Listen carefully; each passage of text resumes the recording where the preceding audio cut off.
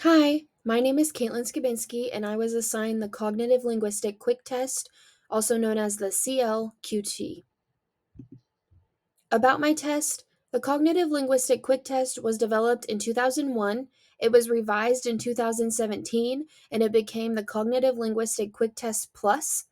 These tests are very similar, except for when they revised it in 2017, they also added in the aphasia administration, so the semantic comprehension subtest.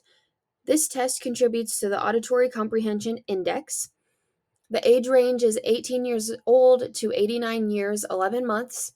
This is usually used for patients who have suffered a TBI, who have dementia, or who have suffered left or right hemisphere stroke. This assesses attention, memory, executive functioning, language, and visuospatial skills. The completion time for the test is 15 to 30 minutes.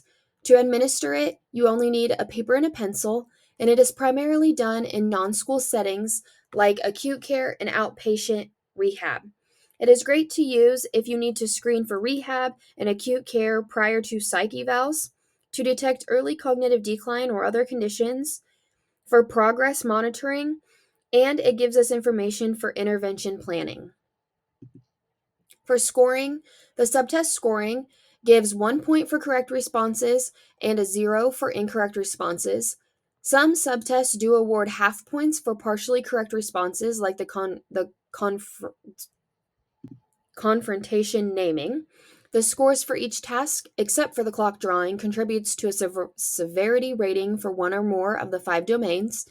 The severity ratings are mild, moderate, severe, and within normal limits, and a total composite score of the severity ratings are derived from the 5 domains for each age category of 18 to 69 and 70 to 89. Psychometrics, standardization is criterion referenced. Test, retest, and inter-rater reliability was implemented during the pilot study.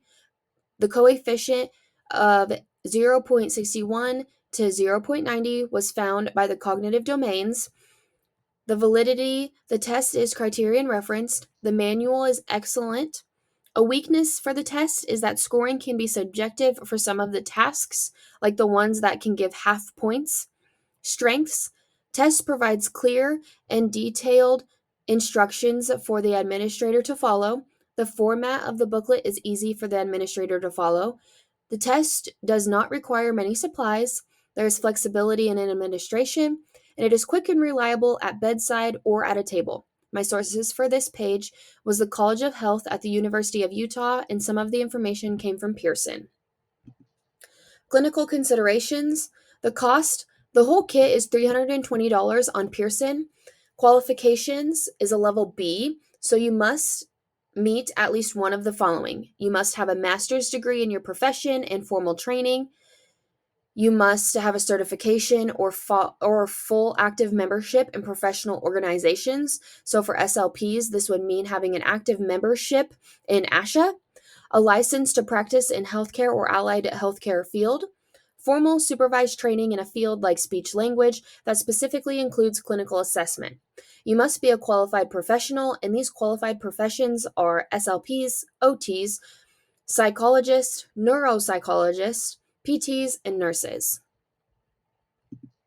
For administration, there is 9 subtests: symbol cancellation, confrontation naming, clock drawing, symbol trails, generative naming, design memory, mazes, design generation, and semantic comprehension, which is the aphasia part. So the test that was developed in 2001 had all of these subtests except for the semantic comprehension, which was added when the test was revised in 2017. Thank you, and my resources are posted at the bottom.